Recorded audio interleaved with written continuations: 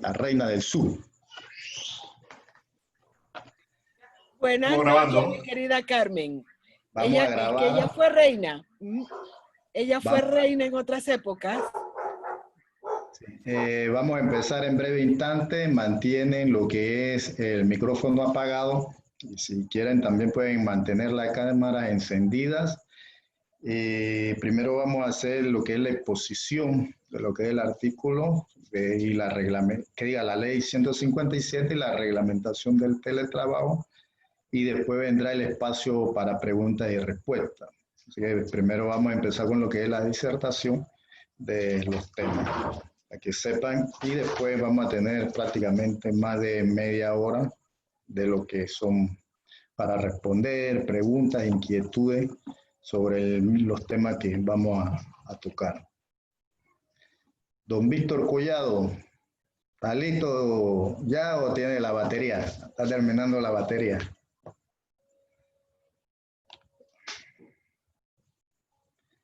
Arrancamos, pues. Vamos arrancando, pues. Muy buenas noches, compañeros y compañeras, a todos y todas. Vamos a dar un breve informe, podemos decirlo así, sobre lo que fue, lo que es la ley 157, primeramente, que tiene que ver con los mutuos acuerdos. Y fue la reformas que se hicieron a lo que es el Código de Trabajo, algunas reformas que se dieron el 3 de agosto, fue ratificada por el gobierno. Estas reformas tenemos que estar claros porque son leyes que se van a aplicar a los trabajadores hasta el mes de diciembre. Así que como dirigentes sindicales y al frente de nuestros sindicatos, y muchos de los que están en el área de defensa, Secretaría General, organización y todo dirigente, debe conocer lo que lleva esta ley y sobre todo vamos a hacer más énfasis en lo que son los mutuos acuerdos o mutuos consentimientos, que es la tónica del momento que se está dando para que los compañeros de base, nosotros podamos orientar lo mejor posible al compañero cuando se enfrente ante esta situación de despido por mutuo consentimiento o terminación de relación de trabajo por mutuo consentimiento. Luego también hablaremos de la reciente reglamentación de lo que es la ley de teletrabajo y ahí vamos a empezar. Don Víctor Collado, para que empecemos con lo que es la ley de lo que es la ley 157, el compañero Víctor Collado.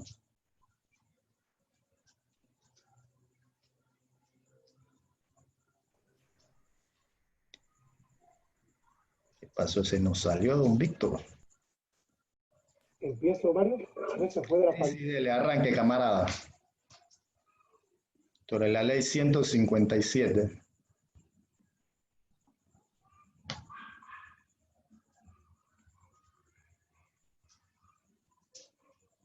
Pantalla y regresó solita. Ya, ahorita sí, ya regresó.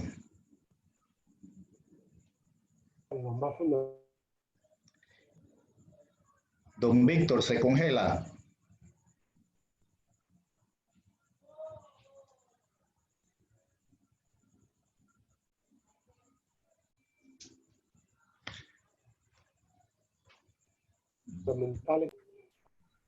Se está congelando, don Víctor.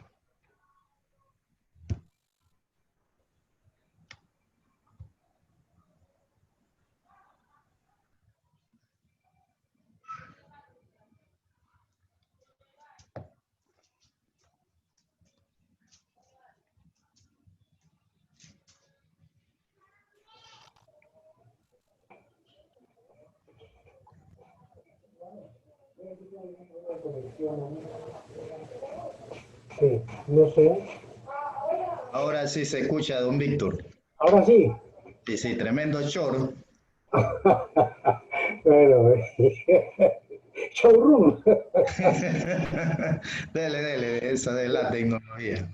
Aquí lo único que cambió fue el lente. Compañeros y compañeras, con mucho gusto comparto con ustedes algunas ideas fundamentales y puntuales sobre la Ley 157, que hizo modificaciones al Código de Trabajo de manera temporal, con excepción del fuero de maternidad, que es una reforma permanente que trasciende pues la fecha del 31 de diciembre de este año.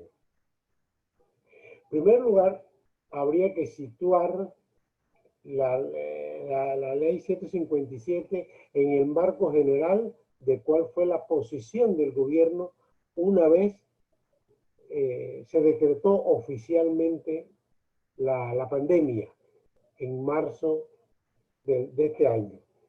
Como ustedes saben, con el argumento de que fue una llegada inesperada, imprevista, que nos sorprendió a todos, lo que es cierto, todo el gobierno, a pesar de que tenía un órgano legislativo para legislar, dispuso hacerlo a través de decretos ejecutivos. Esa es fue la parte fundamental con la que el gobierno inició, digamos así, el abordaje de la temática laboral que surgía a consecuencia de esta pandemia. Y lo hizo fundamentalmente en dos sentidos. Uno, facultando a los empresarios y a los trabajadores, reglamentando aquel acuerdo que estos pueden hacer para modificar la jornada de trabajo con la consiguiente reducción del salario. Eso está previsto en la ley.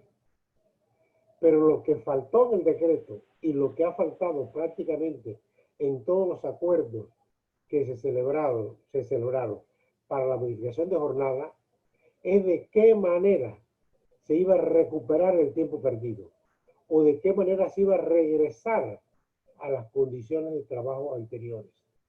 Entonces eso se dio como un hecho, se ha dado como un hecho de que lo que se perdió, nos atenemos a lo que pactamos y veremos qué ocurre de aquí al 31 de diciembre. Hay pues un vacío allí que se ha dejado sin ninguna regulación especial. Lo otro fue de la suspensión de los efectos de los contratos con ocasión de la fuerza mayor o caso fortuito, que en lo laboral equivale lo mismo, son sinónimos, con el efecto inmediato de que suspende para el trabajador la obligación de prestar servicios y para el empleador la obligación de pagar salario. Esa forma de suspensión de los efectos de los contratos se dio totalmente al margen del procedimiento que para esos fines existe en el Código de Trabajo. Y se hizo en términos absolutamente flexibles para el empleador, al grado de que la solicitud de suspensión de los efectos de los contratos se aprobaba por silencio administrativo. Es decir, no digo nada con relación a tu solicitud y en consecuencia acepto lo que tú estás pidiendo. Se decretaron incluso suspensiones automáticas sin necesidad de nueva solicitud, sin necesidad de probar si la causa que justificó en primer momento la suspensión persistía en el tiempo y si procedía o no a autorizar nuevas suspensiones. Esa flexibilización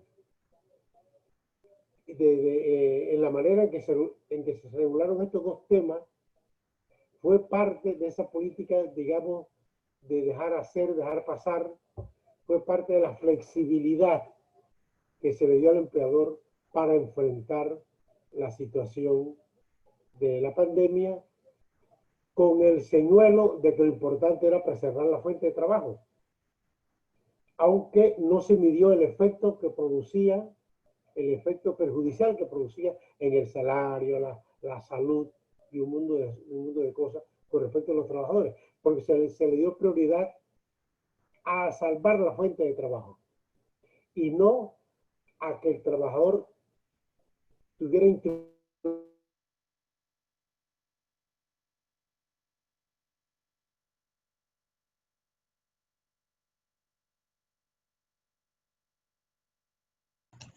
Don Víctor, señal.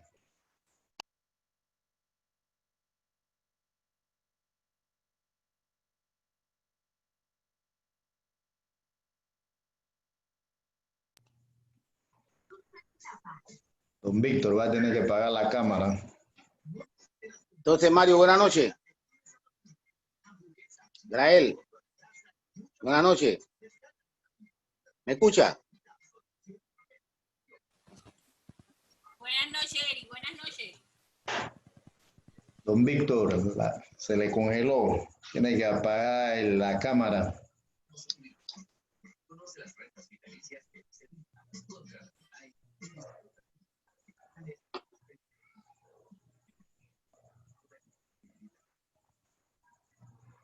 Bueno, al parecer estamos confrontando problemas con el compañero don Víctor, ese que salió para volver a entrar. Así que esperamos un momentito. Ustedes saben, siempre la tecnología a veces nos juega a la contraria. Buenas noches, señor Eri. Buenas noches, ¿cómo está? Bien. Buenas noches ante todo, Cristian Río, Unicitra Popa, aquí de Colón. Ah, bienvenido, bienvenido.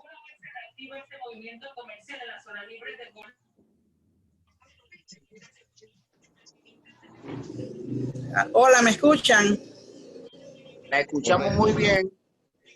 Gracias. Buenas noches. Buenas noches, Buenas compañero. noches.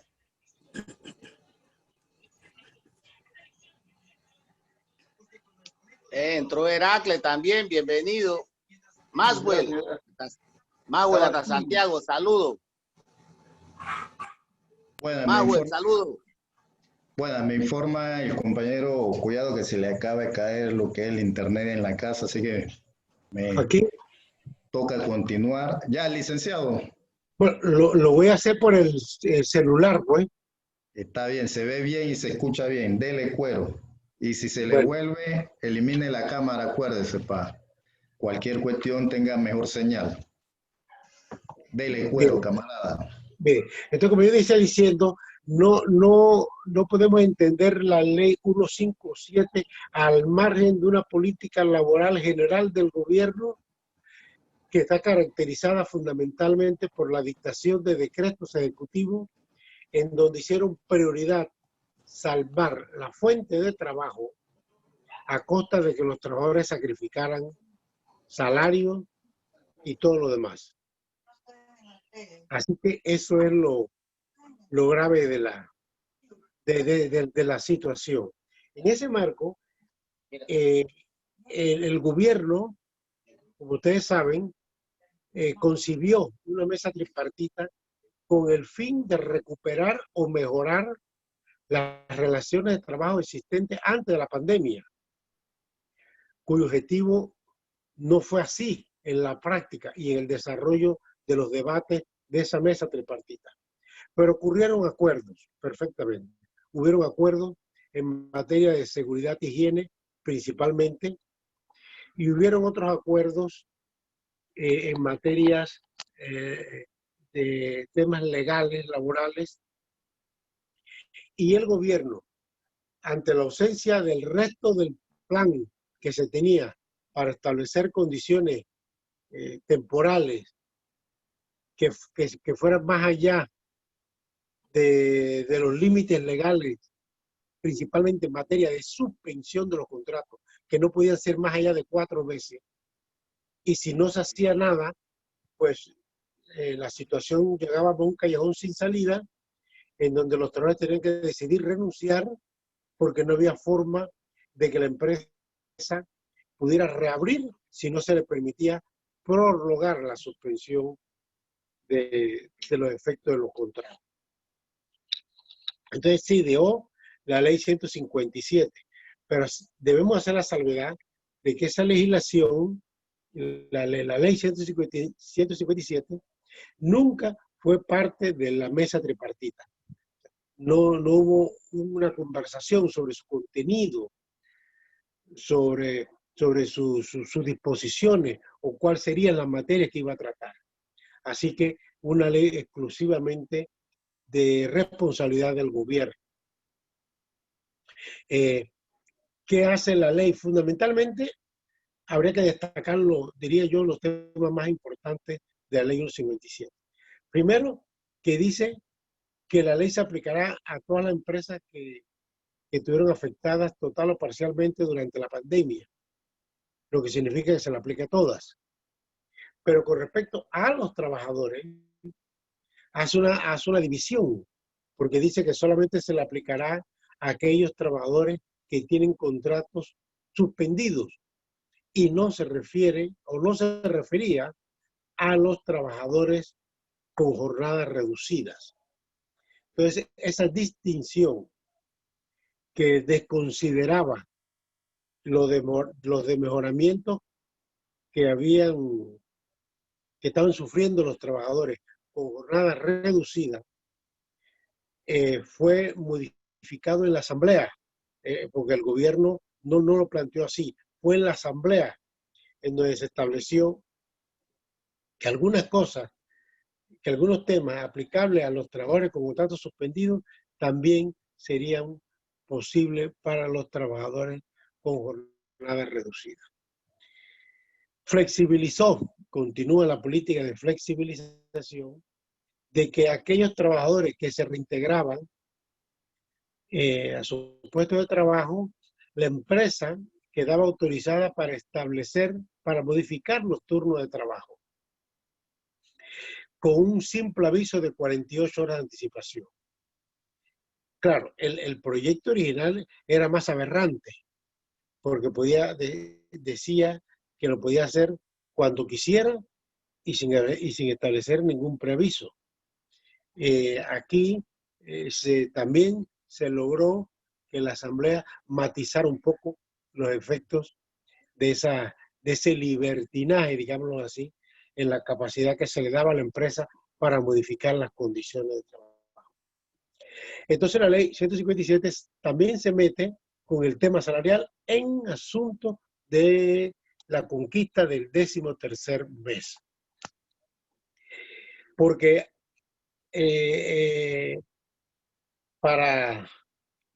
digamos que para ayudar a la empresa, el gobierno acogió para sí el pago del 10º a través de bonos y liberó a la empresa de esa obligación para los efectos de la segunda partida. ¿Qué ocurre con este asunto?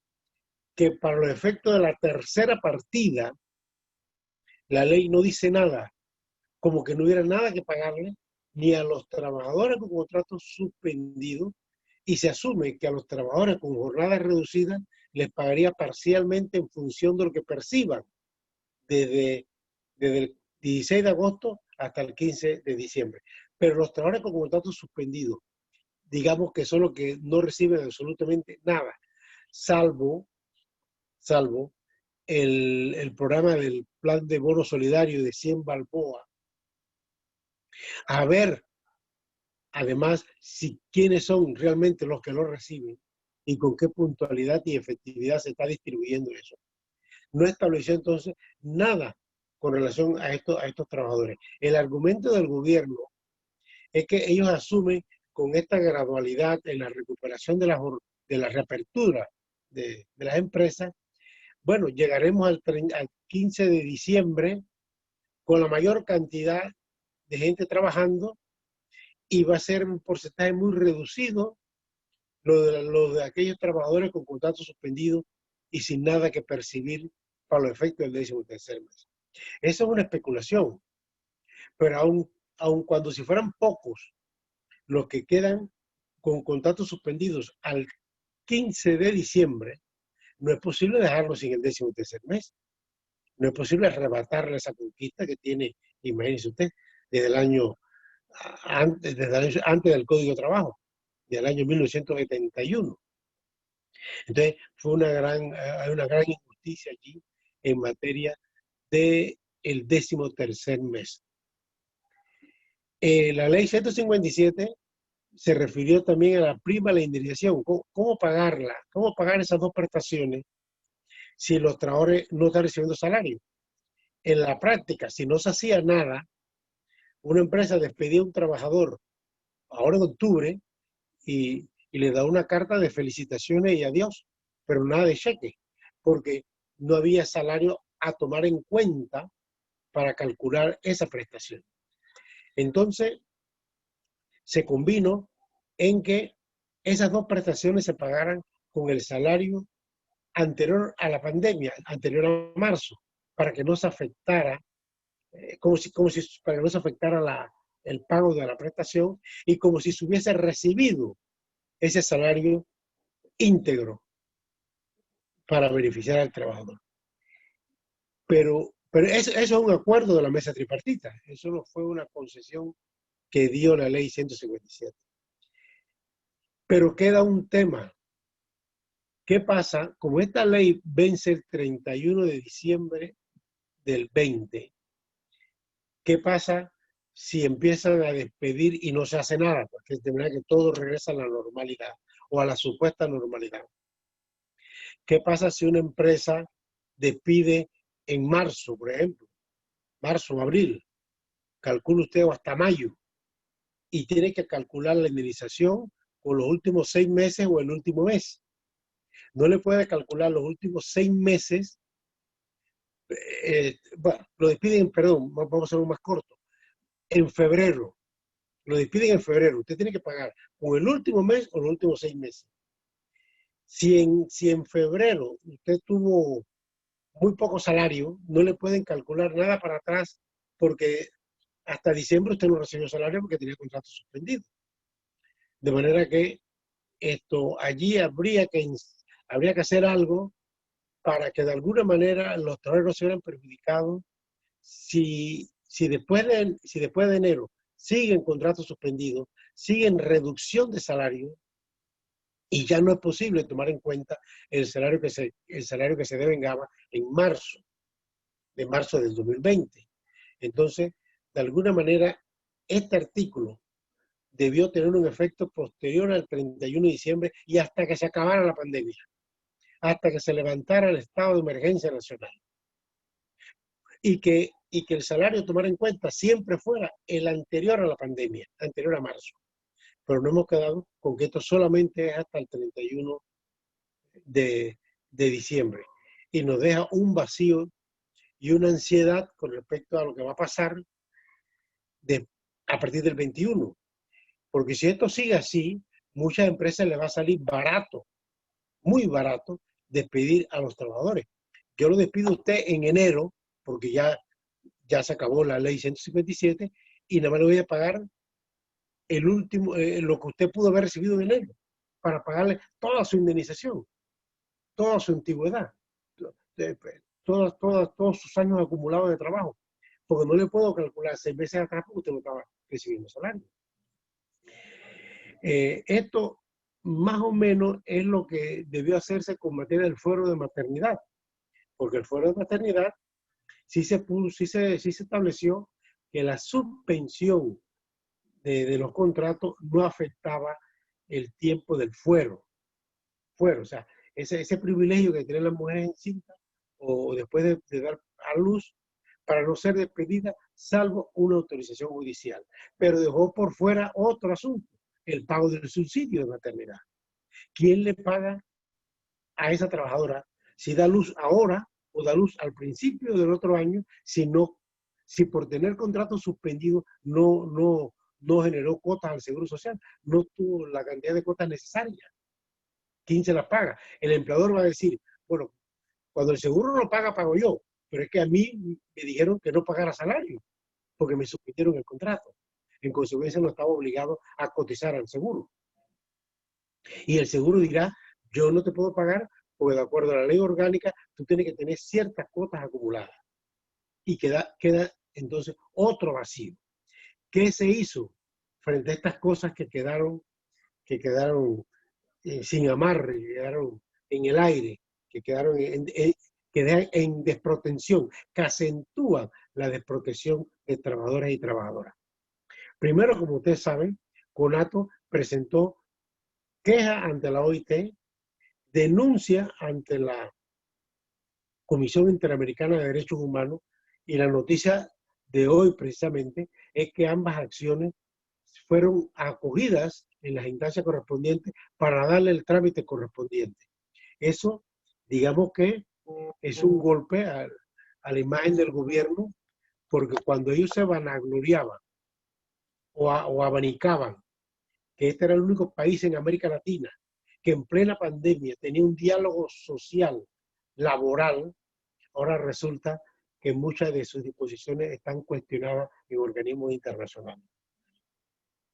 Eso ojalá nos ayude para buscar alguna mejoría en la legislación laboral. Además de eso, se presentó una demanda de inconstitucionalidad de la ley 157, apuntando los puntos que les he reseñado. Y ya la Corte admitió la demanda y está pendiente de traslado al Ministerio Público, al Procurador de la Administración o al General de la Nación, para que emitan concepto.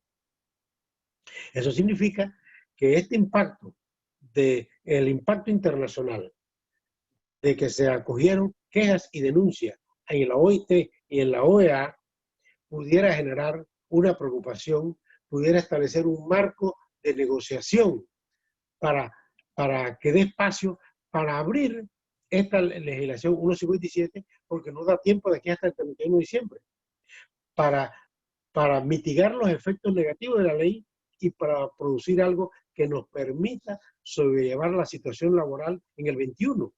Porque no es cierto que el 1 de enero todo regresa bien, todo está normal. Todo va a estar normal.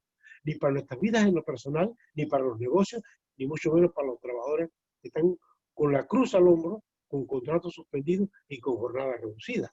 De manera que la ley ha postergado la discusión para enero o antes que termine el año. Pero la discusión está abierta, porque ¿qué vamos a hacer en el 2021? Y estas demandas, estas decisiones internacionales, le abren al movimiento obrero organizado una oportunidad para sentarse a negociar con el gobierno e imponer ciertas condiciones que nos permitan ir recuperando todo ese perjuicio que se ha recibido durante la pandemia. Y ahora el tema central, que es el asunto del mutuo acuerdo. Bueno, si fuera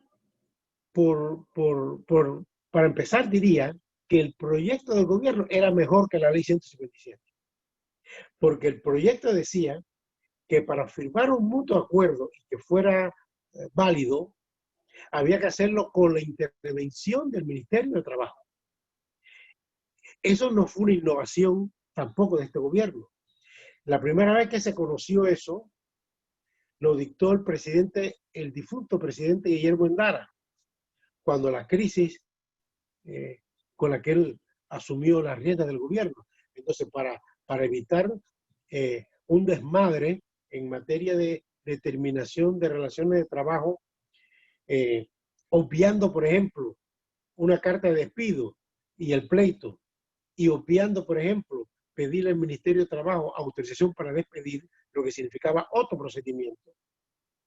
Las empresas empezaban a utilizar el mutuo acuerdo y el gobierno dijo, ningún mutuo acuerdo es válido si no lo refrendamos nosotros primero. Si el gobierno, a través del Ministerio de Trabajo, no lo refrendaba. Porque, de alguna manera, eso frenaba la manera esta flexible y liberal con que las empresas manejan el mutuo acuerdo, siempre como un sustituto de un despido. Para ahorrarse un despido, para ahorrarse los costos de un despido, entonces se firma un mutuo acuerdo. El mutuo acuerdo, por la ley y la jurisprudencia, no implica pagar la indemnización. Técnicamente no es cierto que yo estoy obligado a pagar la indemnización porque firmo un mutuo acuerdo. Y eso está definido que eso no es obligatorio. Lo que siempre es obligatorio es pagar vacaciones, décimo, prima y salario. Eso siempre es obligatorio, no importa el motivo por el que termine la relación de trabajo. Pero las empresas, con el señuelo y el cuento de que mejor coge algo, mejor pájaro en mano que 100 volando, entonces está impulsando el mutuo acuerdo para ahorrarse un despido y pagando menos de lo que le correspondería a la antigüedad del trabajador. Porque si la empresa es la que me propone el mutuo acuerdo, es porque ella quiere terminar la relación laboral. Si lo propone el trabajador no hay ningún problema, porque el trabajador no quiere ir al ministerio a firmar renuncia, le tiene un pavor al bichito diabólico y no quiere salir de la casa, entonces firma un mutuo acuerdo. No quiero ni ir, así que firmemos aquí que yo me voy. Perfecto, eso puede ser, eso es posible. Pero eso no es lo usual, ni lo corriente, ni lo común. El trabajador no va y pide a la empresa un mutuo acuerdo. Y si lo va, la empresa le dice, mejor que tú renuncies, porque la empresa va a pensar que allá hay gato encerrado. Bueno, lo mismo en los trabajadores. Si tú me planteas un mutuo acuerdo y no me pagas lo que me corresponde, porque yo no estoy pidiendo irme, entonces para el trabajador el mutuo acuerdo es un gato encerrado, en donde hay burla y disminución de pago de prestaciones. Además de que las prestaciones se pagan en un término tan excesivo que viola una regla del código que dice que a lo más que pueda alargarse un pago de prestaciones por terminación es a 6 meses. Pero siempre que cada mes reciba tu sueldo mensual. De manera que necesariamente no todos los arreglos tienen que ir a 6 meses. Porque si te toca 2.000, si te toca 5.000 y tú ganabas 500, entonces ese arreglo de pago apenas llegará a mes y medio o 2 meses. Pero el máximo plazo es 6 meses. Pero ahora no. Con la libertad, la flexibilidad que se le está permitiendo a las empresas.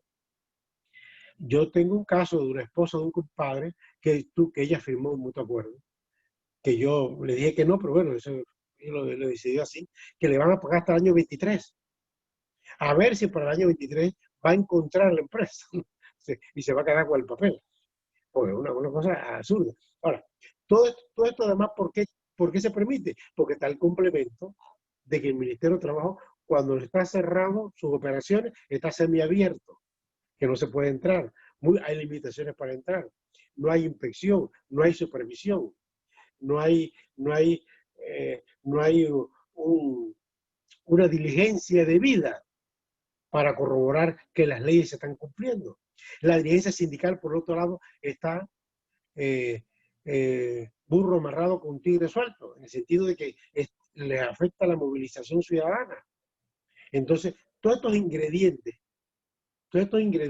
hacen difícil el trabajo de defensa, de esclarecimiento y de educación a los trabajadores para que preserven las prestaciones que todavía les quieren arrebatar y que se le están desconociendo en la vida real.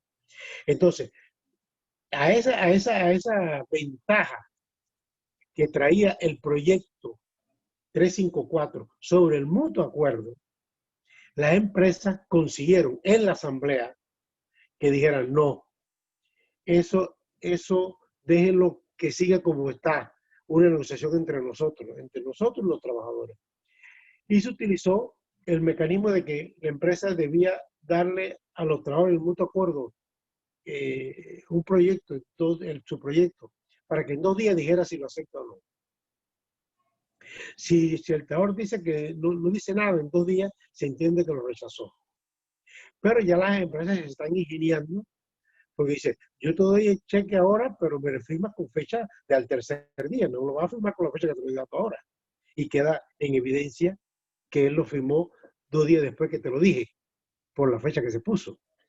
Y la empresa normalmente no trae testigos, ni le va a permitir al trabajador testigo para corroborar que lo están engañando, simulando la fecha. Porque los mutuos acuerdos usted no lo hace en público y en presencia de testigos que le van a rebotar en contra. Ya que se están dando otro mundo de facilidades para ir despidiendo a trabajadores a través de la figura del mutuo acuerdo con de mejoramiento. Y le digo una cosa, la empresa se sintió extremadamente cómoda porque solamente asistió a 2 reuniones en la Asamblea Legislativa. De ahí se retiró y no dijo absolutamente más nada. Solamente fue cuando la ministra sustentó el proyecto ante la Comisión de Trabajo, Salud y Desarrollo Social para que prohijaran el proyecto, y después asistió para cuando se le dio el primer debate. Dijo un par de cosas por ejemplo, que las demás concesiones que le daba el proyecto de ley de reducir el pago de jornadas y todo lo demás, eso no era de responsabilidad de ella. Eso fue un asunto del gobierno, cosa que obviamente no lo creo, ¿no? Pero bueno, entonces, producido el acuerdo del primer debate, la representación del sector empresarial se retiró de la asamblea y no asistió más a la asamblea del tercer debate para sustentar un proyecto que a ellos lo estaba beneficiando. Lo que significa que tuvo que haber algún tipo de acuerdo de que aquellas cosas que se le concedían a las empresas sin ninguna razón de ser en materia de establecer un porcentaje único de pago de prestaciones, y eso era un absurdo. Entonces, que según ellos ni lo pidieron, pero ahí estaba. Entonces, esto se eliminó del proyecto, pero a cambio se le concedió no pagar el décimo, la segunda partida, sino a través de un bono del gobierno, que como ustedes saben es de 50 balboas, y de establecer el asunto de la prima de la indemnización solamente hasta el 31 de diciembre, dejarlos en blanco de qué va a pasar a partir del 1 de enero de 2021, y el mutuo acuerdo dejarlo prácticamente en manos de ellos, como ha ocurrido siempre, lo cual produce un desbalance, una flexibilización injusta e insostenible que agrava la precaria situación jurídica laboral de los trabajadores. Gracias, creo que por ahí está bien.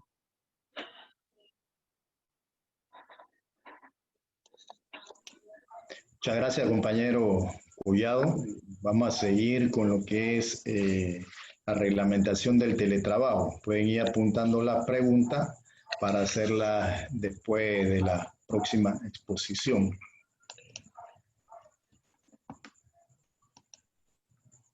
¿Hablo? Voy, Collado, voy a hacer la... Usted hace la introducción, sí. Ahí está la... ¿Lo ven? ¿Se ve, Collado? Sí, ya lo estoy viendo. Ok. Bueno, vemos lo que vamos a ver seguidamente, lo que es la reglamentación del teletrabajo. Bueno, los mutuacuerdos ya conversamos de ellos y lo que fue la ley 157. Recordemos que la reglamentación del teletrabajo nace con la ley 126 del 18 de febrero del 2020, en donde se aprueba esta ley que, igual que todas las otras leyes laborales que antecedían y las que estaban dentro del momento, no mejoraban las condiciones de los trabajadores, y esta nueva modalidad lo que hacía también era desmejorar las condiciones de trabajo, valga la redundancia, de los trabajadores. Por eso que CONATO y otras organizaciones nos opusimos a lo que era esta ley. Pedíamos que no fuese firmada porque había muchos vacíos dentro de ella que dejaban en indefensión y disminuía lo que eran los derechos de los trabajadores y trabajadoras. Se da lo que es la mesa del diálogo de tripartito por la economía laboral y el retorno a los puestos de trabajo, en donde hay 23 acuerdos. Dentro de la mesa 1 se dan 3 acuerdos y uno de ellos es la reglamentación de esta ley. Mediante la resolución DM 194 del 2020, el 3 de julio, se comisiona lo que es la Comisión Tripartita de Diálogo para la Reglamentación de la Ley del Teletrabajo, empezando el 8 de julio del 2020 y terminando el 22 de agosto del mismo año. Había un lapso de 45 días para la discusión de esta mesa. Esta mesa iba a estar integrada por la parte empresarial, el gobierno y los trabajadores, en este caso representados por CONATO, donde había seis participantes, 3 suplentes y 3 principales y 3 suplentes. En la discusión, podemos decirlo claro, se mantuvo posición siempre de CONATO de mejorar las condiciones que la propia ley, o tratar de llenar esos vacíos que la propia ley tenía o tiene, logrando nosotros, dentro de la discusión de estos 45 días, hacer una propuesta de 10 puntos. Tenemos que también resaltar que la propuesta que estaba en mesa era la propuesta de los trabajadores, ya que tanto la patronal nunca presentó propuesta, el gobierno tampoco presentó propuesta y siempre decían que tenían una propuesta y la tenían por escrita, pero al calor de las discusiones de lo que habíamos presentado los trabajadores, es que se asume y se trabaja frente a esa propuesta. Claro, no logramos conseguir, se puede decir, un 100% de lo que propusimos, pero sí logramos mantener por lo menos principios y valores que mejoraran las condiciones, como bien he dicho, de la propia ley. Estos 10 puntos se lograron conseguir 9 puntos. No, igual tenemos que entender que ya era la ley, nosotros íbamos a reglamentar. Y esa reglamentación no era necesaria que todos los artículos caían en lo que ya era una reglamentación. Creo que fue un avance para lo que fue el movimiento sindical, igual para nosotros los trabajadores y trabajadoras que participamos de ese evento. Esto ya son las resoluciones que vimos. Bueno, ya vamos a entrar en detalle lo que fue la ley 126. Déjame acomodar un poquito aquí. Ahora sí. Bueno, por lo que podemos mencionar, se habló sobre lo que es la modalidad del teletrabajo. La misma habla de que debe garantizar lo que es el derecho de la desconexión del trabajador. Lo que queremos es que el trabajador por lo menos tenga ese derecho de no estar conectado como se viene dando prácticamente las 24 horas ese trabajador, sino que el trabajador tiene un derecho a desconectarse de lo que es el teletrabajo. También podemos ver que podrá ser móvil y suplementario. Y dicha modalidad debe enmarcarse en lo que es el artículo 197A del Código de Trabajo. La parte legal ahora va a introducir un poco más lo que es el compañero Víctor Collado. El segundo punto, lugar de trabajo, fue un punto bastante difícil de definir, es que quedaba muy abierto. Entonces la empresa, para ellos, asumían y solicitaban pues de que el lugar de trabajo fuese hasta la oficina de un cliente. Nosotros igual ellos decían que cualquier trabajador podía laborar desde un café, un cibercafé, desde un restaurante, todo esto. La preocupación de nosotros tanto que era que había que definir, como bien lo dice el Código de Trabajo, en los contratos de trabajo tienen que definir dónde va a laborar ese trabajador, pero más allá era también la protección que debería tener ese trabajador en el momento de ejecutar lo que es su labor, su 8 horas de labor, independientemente quedara cubierto en lo que es ese trabajador realice esa labor. También vemos que dentro de lo que es la propia ley del teletrabajo, la 126, habla del trabajo de guardia. Ese trabajador debe de trasladarse a lo que son los centros de trabajo, porque existen dos modalidades, de tiempo completo y tiempo parcial. El trabajador de tiempo parcial en esa modalidad tendría que ir también y participar lo que es el trabajo de guardia dentro de las sucursales de la empresa, ya sea un día, 2 días, lo que le ponga la empresa, pero ese trabajador también debería ser salvaguardado como lugar de trabajo y quedar guardado por lo que es la salud, que ellos querían dejar muy abierto ese punto. Bueno, en ese punto se contempló lugares de trabajo que sean distintos a los establecimientos del empleador y tomando en consideración el domicilio del trabajador. ¿Qué sucede? Es que ellos solamente, como bien mencioné, querían dejarlo demasiado abierto y que ni siquiera se incluyera el domicilio del trabajador. ¿Por qué no querían que se incluyera el domicilio del trabajador? Porque si yo voy a ejecutar el trabajo desde mi casa, ellos pensaban que tú ibas a realizar tu trabajo y nunca vas a tener un accidente, no vas a poder estar en peligro o en riesgo tu salud.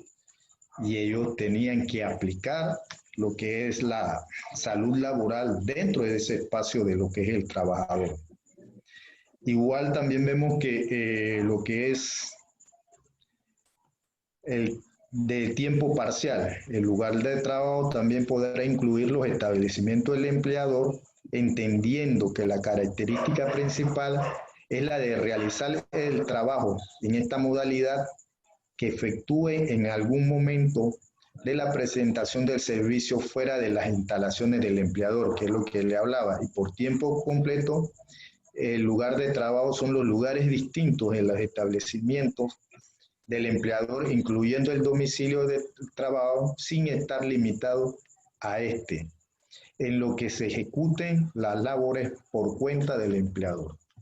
Todo o cada lugar que ejecute esa labor de lo que es el teletrabajo debe estar el trabajador cubierto por lo que son los riesgos profesionales. Las jornadas extraordinarias. Bueno, aquí creo que también entraba el mismo problema de lo que es el problema, lo que es el trabajo de guardia, en donde no se buscaba el pago de las jornadas extraordinarias. Si el trabajador era llamado por la empresa a elaborar trabajo de guardia, esto quiere decir que queda establecido en el artículo 7 de la ley 126, esas horas que iba a elaborar hacia allá quedaba fuera, por decirlo así. No había, después de sus 8 horas, no había pago de jornada extraordinaria.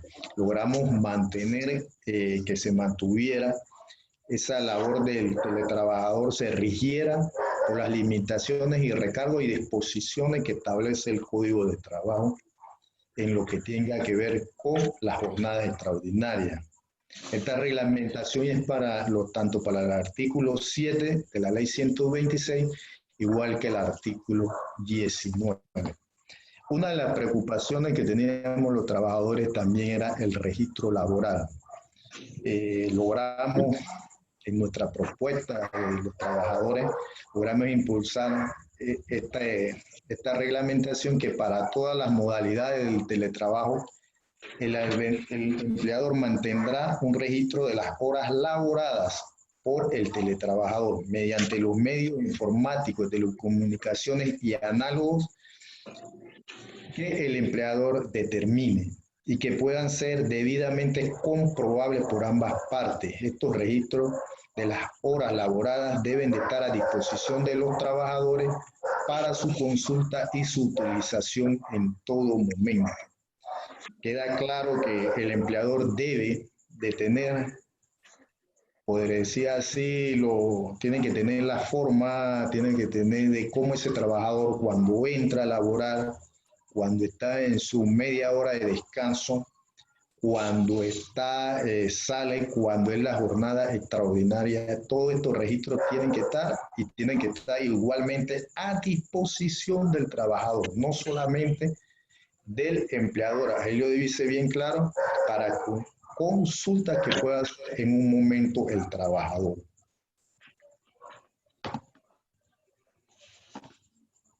Continuamos.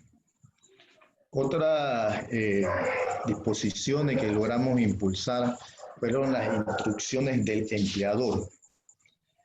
Estas instrucciones del empleador es importante porque sabemos que los trabajadores no están presencialmente. Entonces muchas veces se va a dar esa discusión de que si no hiciste tu trabajo, no hiciste tu labor. Por eso es que buscamos más o menos que el trabajador quedara cubierto de salvarse de cualquier sanción por problemas de comunicación entre el empleador que disponga o dé una orden al trabajador. Decimos que la orden del empleador para el desempeño del teletrabajo se podrá impartir por medios informáticos de telecomunicaciones y análogos sin perjuicio de otra modalidad. Y puede ser cualquier otra modalidad que utilice el empleador para comunicarle, pero lo más importante de esto debe brindar la certeza sobre la autoridad que imparte esta regla o este memorando, la claridad de la orden, fecha y su relación de modo directo con la ejecución de la modalidad del teletrabajo en desarrollo. Vemos que lo que se busca más bien es la certeza de la orden, igual tiene que ir relacionada con la que es la fecha y la directa ejecución que tiene que llevar con la modalidad del teletrabajo. No más allá puede realizar este trabajador o captar órdenes que no vayan relacionadas con lo que es el teletrabajo. Hay 29 personas ahí. También ahí vemos lo que es el accidente de trabajo y riesgos profesionales. Esto también va directamente a lo que son los artículos 9 y 13 de la Ley 126 de teletrabajo. Esto es importante que lo tengamos claro. Lo voy a leer nuevamente textualmente para que veamos los efectos que tiene. Dice lo siguiente: para los efectos de los riesgos profesionales se incluyen los eventos que surjan en el lugar o lugares de la prestación de servicio del teletrabajo, incluyendo el domicilio del trabajador, cuando esos eventos sean causa de las labores que se ejecutan por cuenta del empleador. También se incluirán los accidentes de trabajo relacionados con el trabajo de guardia. La Caja del Seguro Social será la encargada de investigar y determinar la naturaleza de los hechos según las normas vigentes sobre la materia. Bueno, como veíamos que en lo que era el artículo 9, tanto el 13 excluía, cuando era el trabajo de guardia, excluía, por decirlo así, la parte de riesgo profesional, ahí como que se excluía y solamente se tomaba en consideración lo que era el trabajo del teletrabajador en su casa, contradicción con los lugares de trabajo, como bien les mencioné anteriormente. Y prácticamente entraba en contradicción y nosotros decíamos que si un trabajador que está en su casa por tiempo completo, tú lo llamas a hacer un trabajo de guardia en la empresa, es lógico que debería de ser cubierto por los riesgos profesionales.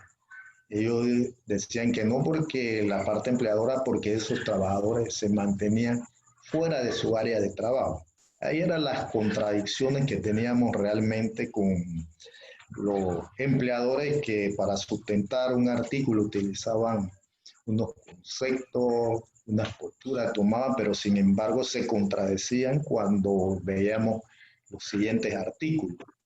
Pero prácticamente ellos buscaban como no llegar a ningún acuerdo, por eso es que nunca hicieron propuestas en firme de lo que fueron los empleadores, sino que siempre logramos impulsar y logramos trabajar sobre lo que nosotros presentamos. O sea, los compañeros lo veían como una desventaja. Yo creo que para mí era una ventaja poder elaborar o poder trabajar sobre las propuestas que nosotros teníamos. La reversibilidad, que tampoco existía o existía en lo que es el artículo 4, numeral 2 de la ley 126, pero esta reversibilidad solamente se le daba potestad de revertir lo que ya se había, el propio acuerdo, por decirlo así, el propio contrato, o cambiar la modalidad de teletrabajo, la podía hacer el empleador y no así el trabajador. Bueno, quedó de la siguiente forma. El trabajador pactado en una adenda al contrato de trabajo es reversible tanto para el empleador como para el trabajador. El plazo que debe darle el empleador al trabajador será el mismo en que éste deba darle al empleador. El teletrabajo pactado en el contrato de trabajo solo será reversible en atención a lo establecido en el artículo 197 del Código del Trabajo. Vemos que también lo que es la controversia que quedó en que el caso de duda en la interpretación de las disposiciones establecidas en este reglamento se aplicarán los principios y normas del Código de Trabajo. En este punto, los empresarios querían mantener que para dirimir cualquier situación que se daba o controversia tenía que ser el contrato de trabajo. Nosotros manteníamos que eso ya era en la parte legal de la propia ejecución del trabajo y no así de la controversia, porque esta controversia hablan de la ley y de la reglamentación, no así de los casos que se den o la controversia que se dé en la aplicación. Ya eso se vería en las propias demandas que se harían, cómo se harían y todo eso, y claro, tú tendrías que tomar lo que son los reglamentos internos, porque ellos asumían, mantenían que deberían de ser de normas de controversia lo que eran solo los reglamentos internos y no el Código de Trabajo. Bueno, logramos avanzar un poco en eso y logramos modificar las condiciones. Igual aquí dice que las condiciones establecidas del contrato de trabajo o adenda de teletrabajador serán obligatorio cumplimiento entre las partes siempre y cuando no violen las disposiciones, ley o reglamentos.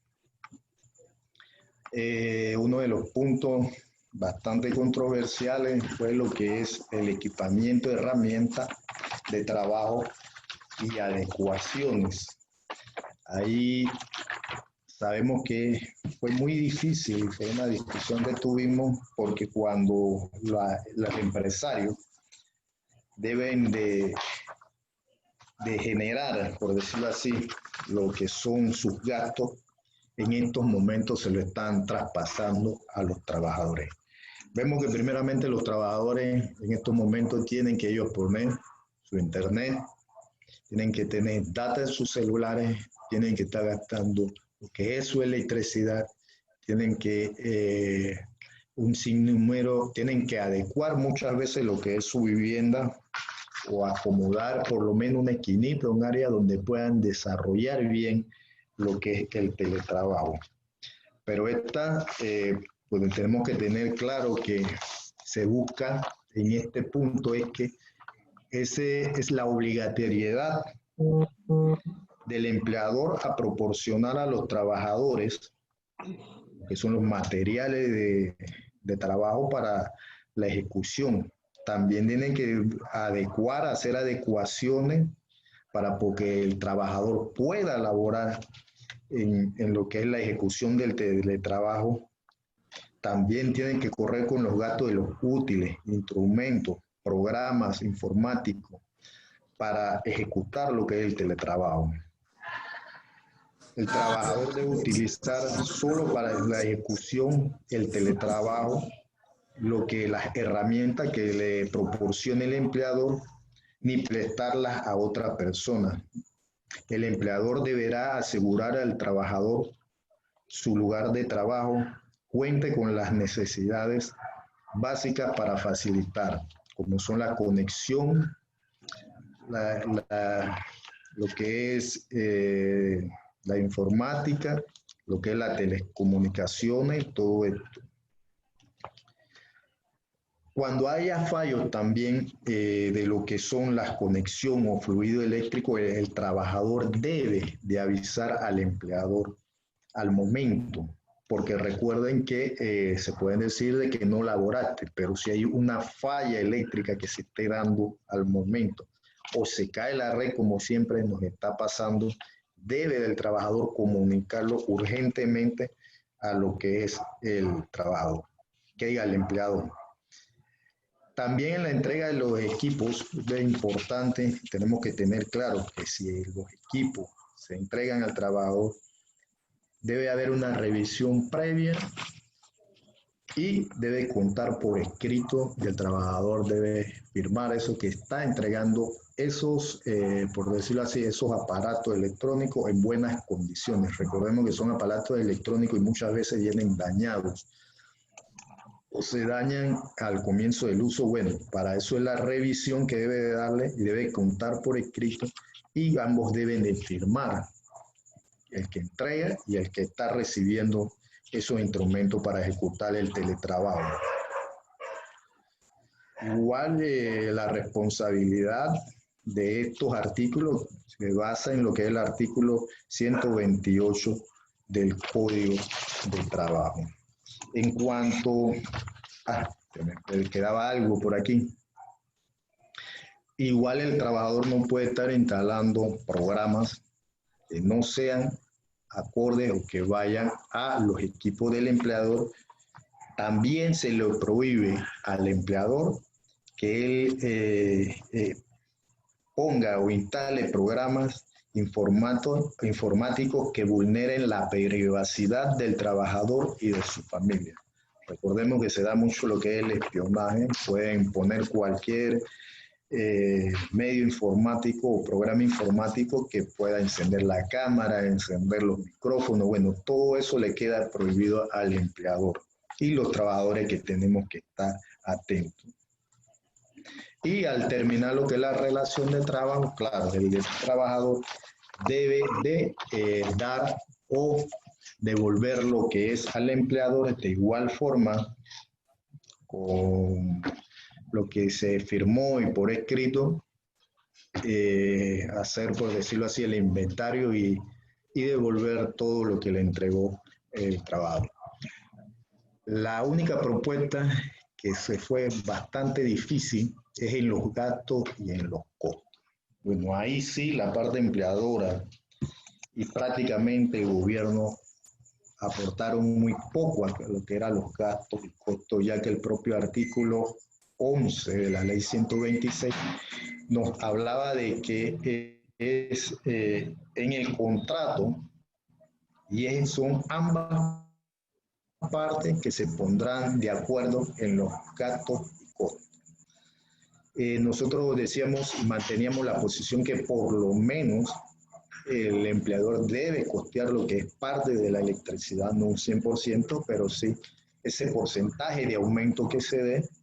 Igual en la data, nosotros manteníamos la posición que la data debía darla un 100% del empleador para ejecutar lo que era el teletrabajo, sino que prácticamente que los trabajadores asumamos el costo de producción en todo esto. Logramos avanzar en lo que fue las herramientas, pero el costo de la data y el costo de la electricidad prácticamente quedó como el artículo 11 de la ley 126, que son ambas partes que deben de ponerse de acuerdo. Pero recordemos que el trabajador va a buscar su empleo, está sin trabajo. ¿Y qué sucederá? Que él pondrá a disposición sus recursos para poder entrar al mercado laboral o comenzar a laborar dentro de una empresa con la modalidad esta del teletrabajo. Fue bastante difícil a veces esta discusión que mantuvimos todas y todos los trabajadores y sobre todo los que estuvimos dentro de la mesa de diálogo por el teletrabajo. No logramos conseguir un 100% lo que deseábamos para mejorar las condiciones de los trabajadores y trabajadoras, pero creo que se hizo todo lo posible y en marco de respeto, en conjunto con los empleadores también, aunque ellos no presentaron propuesta alguna, también tengo que decir que, bueno, las propuestas más bien fueron basadas en lo que se dio en la discusión de la mesa tripartita y había un avance de lo que era la propuesta de la reglamentación del teletrabajo. Luego, nuevamente, la Central Nacional de Panamá presentó a CONATO lo que fue su propuesta, igual los compañeros de Convergencia y creo que la CTRP también hizo algunos aportes. Entonces, en base de esas tres propuestas, logramos avanzar y mejorar las condiciones no en su totalidad esto, pero sí habría que ver más adelante la propia ley, porque esta ley, vuelvo y repito, lo que da prácticamente mucho aval a los empleadores para que ellos, el trabajador, vuelvo y repito, prácticamente sea que con su salario garantice los medios de producción o parte o las herramientas de producción que baja el costo. Sabemos que miles de trabajadores en estos momentos están en esta situación. Se va a dar una discusión, puede que se dé más adelante en lo que es la reglamentación para los trabajadores del sector público. Y nosotros manteníamos una posición de que debíamos dentro de esta mesa discutir lo que era para ambas partes, porque la propia ley 126 habla en el artículo 2, en el artículo 2, numeral 1, habla de lo que es oficinas públicas. Entonces, igual la Constitución habla de que las leyes laborales serán aplicables tanto para el servidor público y los trabajadores de empresas privadas. Bueno, ellos nos dijeron casi 4 días antes de terminar esta discusión de que la administradora, la Procuraduría de la Administración había emitido una resolución en que solamente lo del teletrabajo se iba a discutir para la parte privada y se iba a discutir más adelante lo del sector público. Bueno, esperemos que se dé esa discusión para el sector público porque ellas tienen sus propias características y se manejan también con otras reglamentaciones que dicen ser buenos, que también se haga esa discusión para los compañeros, porque sabemos que hay cientos y mil, o podemos hablar ya de miles de trabajadores también del sector público que están en esta modalidad, pero, vuelvo y repito, son los trabajadores que están manteniendo o disminuyendo lo que es los costos a la empresa y todo se le está cargando al trabajador que no debiese de ser. Bueno, sin más, regresamos a lo que es el tiempo de lo que son las preguntas e intercambio de ideas que podemos tener todas y todos. Aquí sí, piden la palabra, hay una manito abajo, donde está la carita en reacción, ahí pueden ponerla y ahí le vamos dando lo que es la palabra para que hagan las preguntas o comentarios breves. La sala queda abierta, compañeras y compañeros.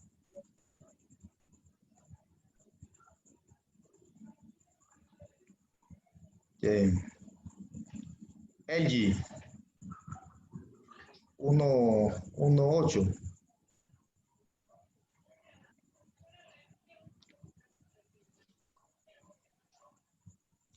Entonces, compañero, tan clarito.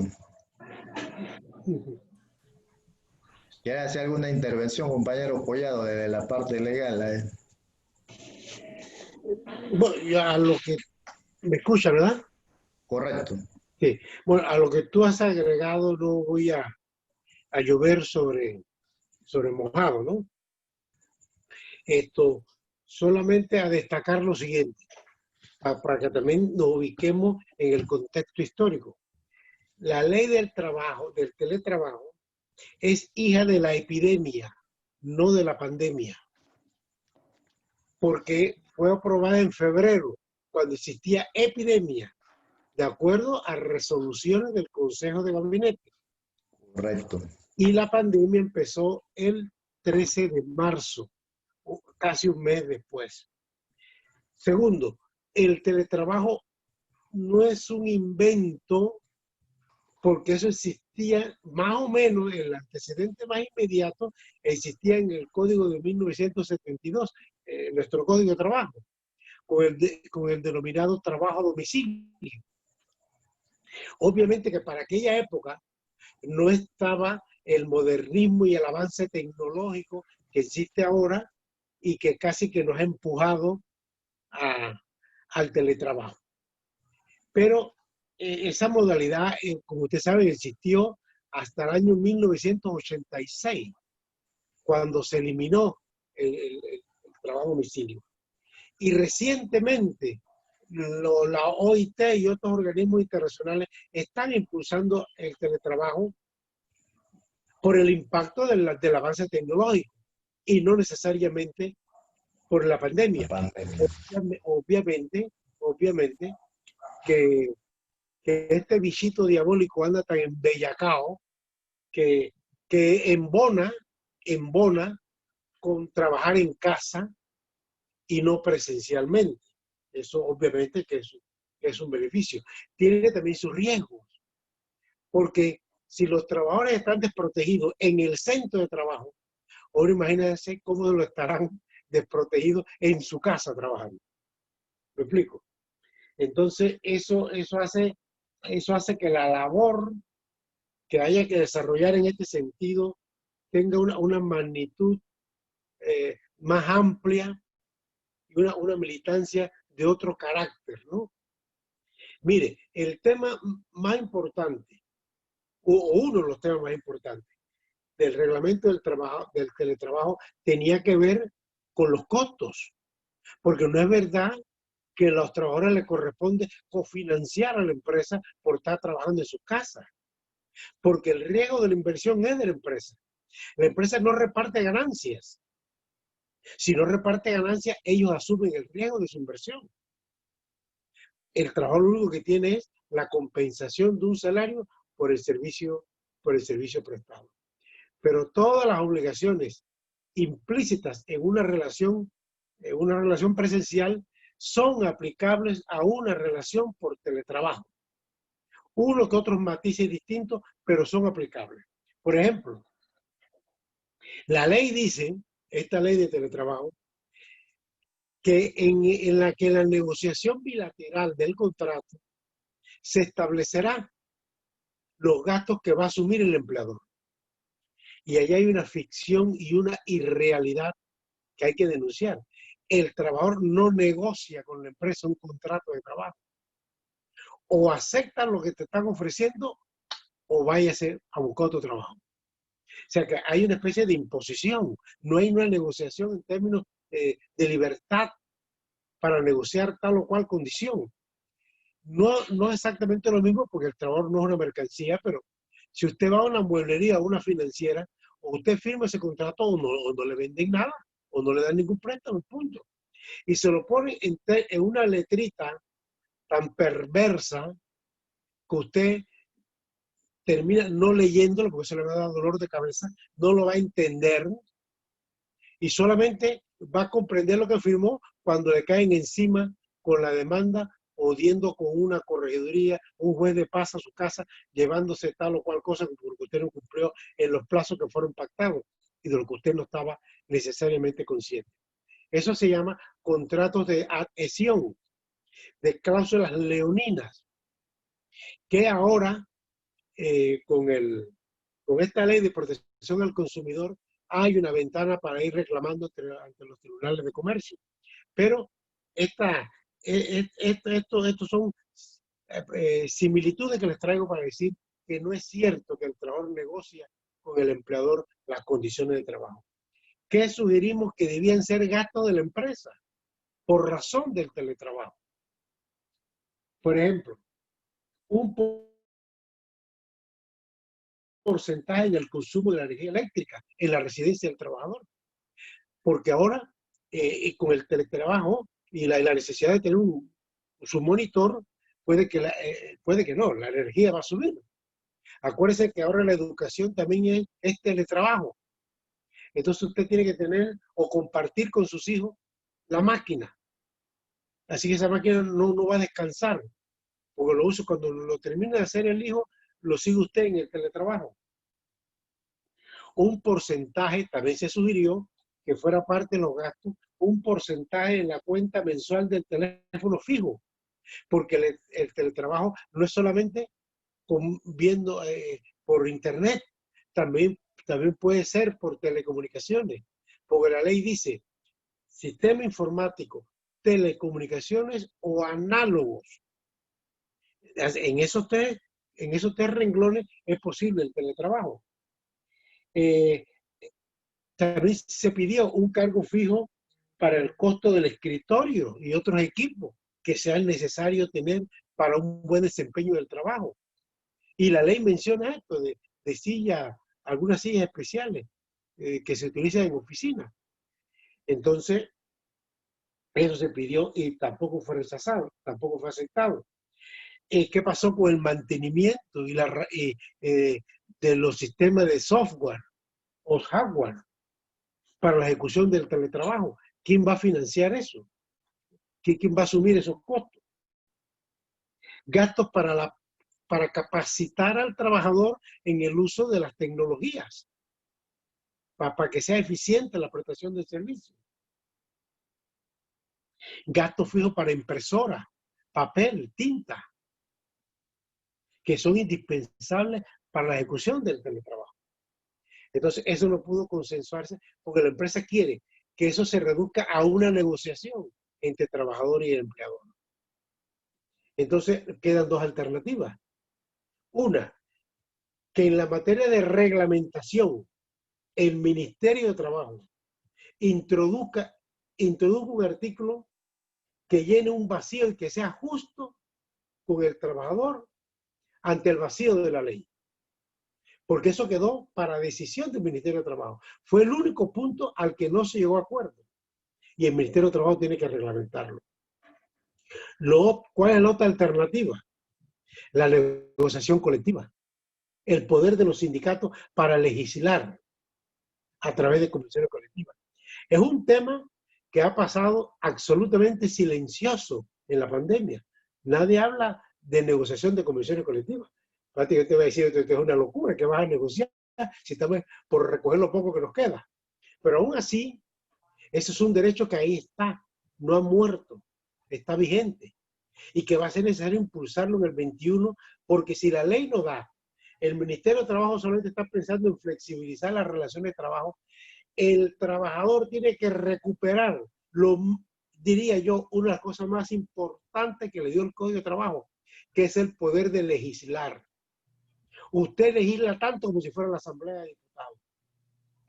Usted legisla tanto como si fuera la Corte Suprema de Justicia, estableciendo disposiciones. Y ese poder enorme que tienen los trabajadores, hay que utilizarlo para compensar todo este desbarajuste que nos está dejando la pandemia, incluyendo la materia del teletrabajo.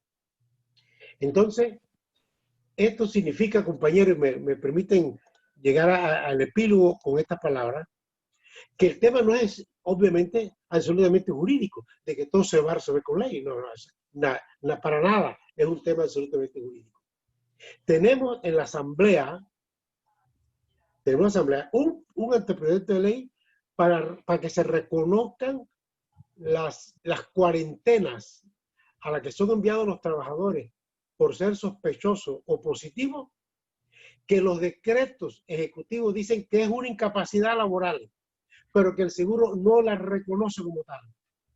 Entonces usted lo manda en 15 días mínimo y no hay quien le pague un real. Y si se prolonga más allá, lo único que puede usted asegurar es que le deben permitir su reintegro. Pero ¿cómo usted hace sin salario?